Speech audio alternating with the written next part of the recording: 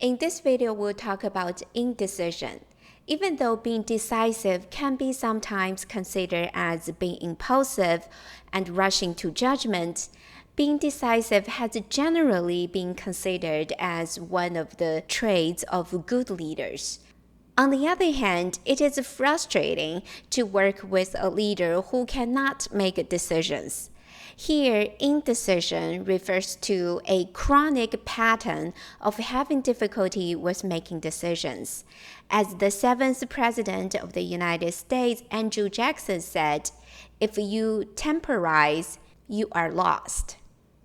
When leaders' indecision is wedded into incompetence and indifference, their organization usually descends into disarray. At the national level, an example was the Hurricane Katrina in 2005. Facing the advanced warnings of the impending disaster and with enormous resources at their disposal, indecision that took place at the city, state, and federal levels led to sufferings and death of many citizens. There are many reasons that a leader can be decisive. First, decisions are avoided when there are a large number of options to consider.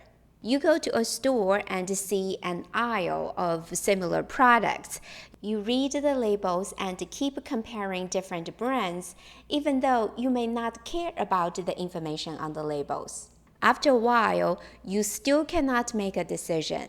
This kind of indecision is called choice paralysis, because your decision-making capacity is paralyzed by too many options. Having too many options and too much information can make it difficult, not easier, to make a decision. Recall information bias, which refers to people's tendency to seek information when it does not influence decision.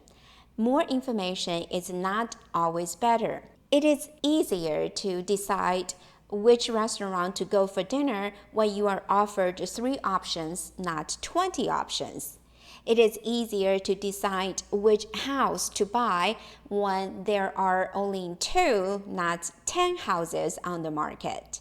It is easier to be committed to another person when you have 1 or 2 options, not endless options offered by dating apps. So dating apps provide you with a large number of options, but they also give you choice paralysis. How to prevent indecision caused by too many options? You can make clear the deadline, at what time a decision must be made. The second reason for indecision is options are similar in attractiveness. Consider the 2 decision-making scenarios on the screen and see which one is easier for you to make a decision. Imagine you are making a hiring decision. After the screening and the interview process, your options have been narrowed down to 2.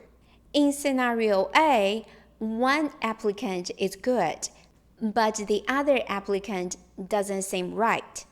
In scenario B, 2 applicants are similarly good. It is easier to make a decision in scenario A because 1 applicant is much better than the other. But it is much more difficult to make a decision in scenario B even when you have 2 very good options. Why? Because you find it difficult to justify your decision to others. What would you do? You get indecisive. You delay making an offer to either candidate, even though choosing either one in scenario B is a good decision. You keep looking in the hope of finding a better applicant. Doing so actually increases the likelihood of losing either good candidate. How to prevent indecision caused by 2 similarly good options? You make clear the costs of indecision and explicitly note the risk of lost opportunity. You can also focus on judging the suitability of an option rather than focusing on the comparison of good options. Indecision may sometimes be the result of biases, such as omission bias, status quo bias, and confirmation bias. Omission bias refers to people's tendency to see negative consequences that result from taking action as more harmful than the negative consequences that result from doing nothing. Therefore, people tend to prefer inaction to action. Status quo bias refers to our preferences for the situation to remain unchanged in the absence of pressure to change it. Unlike the omission bias, which is the preference of inaction, status quo bias is the preference for the current state of affairs. Choosing the status quo is associated with less regret if changes don't go well. Moreover, a leader chooses the status quo doesn't need to justify the decision of making a change. Even though the status quo sometimes is a good option, leaders with a strong status quo bias is likely to be perceived as indecisive by those who are around them. Confirmation bias refers to our tendency to search for and interpret evidence in a way that validates a predetermined assumption or conclusion.